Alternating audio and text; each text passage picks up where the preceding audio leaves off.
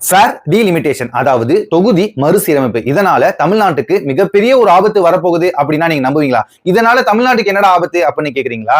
மக்கள் தொகையை வச்சுதான் எம்பி தொகுதி கொடுப்பாங்க. அப்படி மக்கள் தொகையை வச்சு கொடுக்கும் பொழுது தமிழ்நாட்டுல மக்கள் தொகையை கட்டுப்பாட்டுல வச்சிருக்கோம். நார்த் சைட்ல தான் எப்படி இருக்கு அப்படிங்கிறது உங்களுக்கே தெரியும். அப்போ மக்கள் தொகை எங்க அதிகமா இருக்கோ அங்க அதிக எம்பிக்களையும், எங்க குறைவா இருக்கோ அங்க குறைந்த எம்பிக்களையும் தான் கொடுப்பாங்க. தமிழ்நாட்டை பொறுத்த வரைக்கும் 39 எம்பிக்கள் தான் இருக்காங்க. அதுல இருந்து குறையறதுக்கான அபாயமும் இருக்கு. எம்பிக்கள் குறைஞ்சா என்னடா அப்படின்னு கேக்குறீங்களா? பார்லிமெண்ட்ல நம்மளுடைய குரலுக்கான வலு பாத்தீங்கன்னா அந்த இடத்துல குறைஞ்சிரும். நம்மளுடைய திட்டங்களே அங்க கேட்கும் போது அதை நிறைவேற்றுவாங்களா இல்லையாங்கிறது தெரியாது.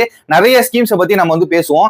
அதற்கான ரெஸ்பான்ஸ் அங்க இருக்குமா இல்லையாங்கிறது தெரியாது. இந்த ஒரு பிரச்சனையாலதான் மார்ச் 22 தமிழக அரசால ஜாயிண்ட் ஆக்ஷன் கமிட்டி அப்படிங்கிற ஒரு மீட்டிங் வச்சு அதுல 6 மாநிலங்கள்ல இருந்து 18 அஃபெக்டட் பார்ட்டிஸ் கலந்துக்கிட்டாங்க. நம்ம கேட்கறது 2 கோரிக்கை மட்டும்தான். ஒன்னு, தமிழ்நாட்டுக்கு கரெக்டான தொகுதிகளை கொடுங்க, அல்லது இந்த டீலிமிட்டேஷனை கொஞ்சம் தள்ளி வைங்க.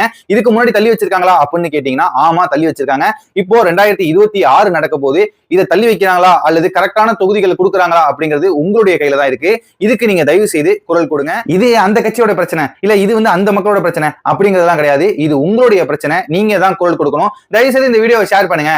இந்த ஹேஷ்டேக்ல இருந்து வீடியோ போடுங்க அப்படிலாம் சொல்ல மாட்டேன். ஏன்னா அது உங்களுடைய கடமை.